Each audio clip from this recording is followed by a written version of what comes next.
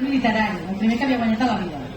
De fet, a la contrasolapa del llibre, no sé com es diu allà on posa la biografia de l'autora, al final de tot hi diu, l'autora, se'n sent bé? L'autora no ha guanyat cap Jocs Florals ni cap concurs literari. Em va fer il·lusió posar-ho perquè publicar aquest llibre era el premi a la nena que cada any aplaudia l'amiga que guanyava els Jocs Florals de l'escola. Que no era jo. Vaig tardar molts anys a descobrir que volia ser escriptora o que ho havia sigut sempre. Però mentre aplaudia també podia reconèixer que pujar a l'escenari per mèrit d'haver compartit un tros de qui eres a través de les paraules em semblava d'una bellesa profunda. Avui fa un any exacte, perquè és el meu cumple, passejava... Faig 40. Més aplaudiments, sisplau.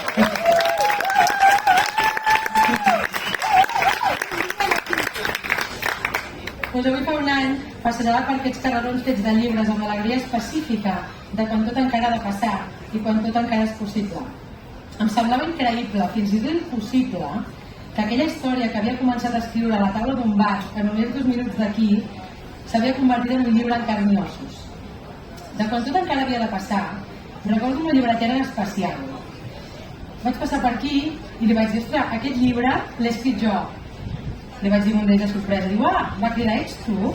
Dic, com? Diu, sí, acabo de vendre el primer. I dic, com? No m'ho podia creure, que es pogués fins i tot vendre. I em diu, sí, diu, jo l'estava llegint i com que deia en veu alta, una dona m'ha dit, no sé què estàs llegint, però el que tens ho vull comprar. I dic, on és aquesta dona? Diu, acaba de marxar ara mateix. I jo vaig córrer, evidentment. Vaig córrer a la meva seu i la vaig trobar. Es deia Pili. I va ser la primera de totes. La primera lectora que llegiria aquella història que havia viscut tants anys abans i que durant molt de temps, sense adonar-me'n, s'havia anat ordenant. La vaig escriure durant un temps poc determinat, desordenat, sense pressa ni filtres, amb una llibertat de luxe que em donava el fet de pensar que si ningú la volia publicar, com a mínim, jo m'hauria passat d'escrivir-la.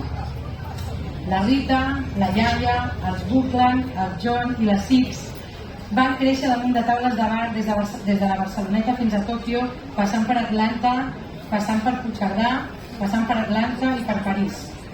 La Pili comprava la història d'una desconeguda, comprava la meva vida, aquelles 2 pàgines que havia escrit al mòbil pels carrers del Gorg, plorant mentre plovia, les últimes.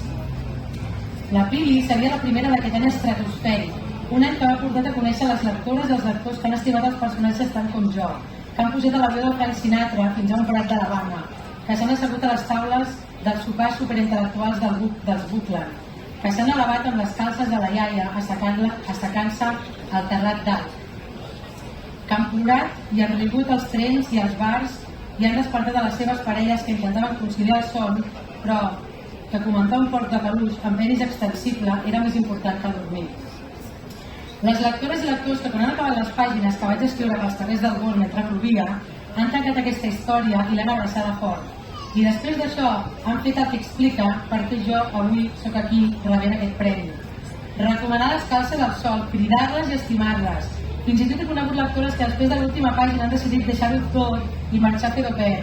Més d'una i més de 2 i més de 3. O deixar la feina o batejar la seva gossa amb el nom de Rita Racons.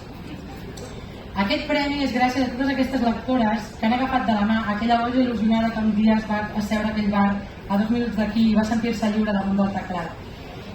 I per acabar, és que estic veient gent que no m'esperava de res, us voldria explicar una història, una anècdota que comença trista però que acaba brillant. Si puc. D'aquí 4 dies farà 3 mesos que visc entre la Barceloneta i la UCI de la Vall d'Hebron. Fa 3 mesos vaig parir el meu fill a les 29 setmanes, 2 mesos i mig abans del que tocava.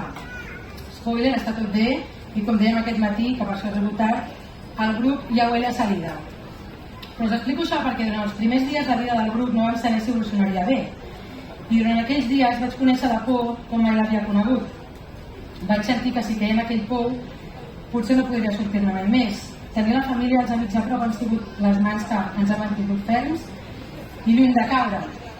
Però al final d'aquells dies, quan ja tothom dormia i jo estava a l'habitació de l'hospital amb el meu fill 10 plantes per sota meu, les mans que em van ajudar van ser les històries d'altres desconegudes. Les paraules escrites en forma de novel·la, de poesia o de guió de cine que alguna boja com jo, plena d'il·lusió, en algun bar va començar a escriure un dia indeterminat. Històries que llegia i que van fer riure i em van acompanyar.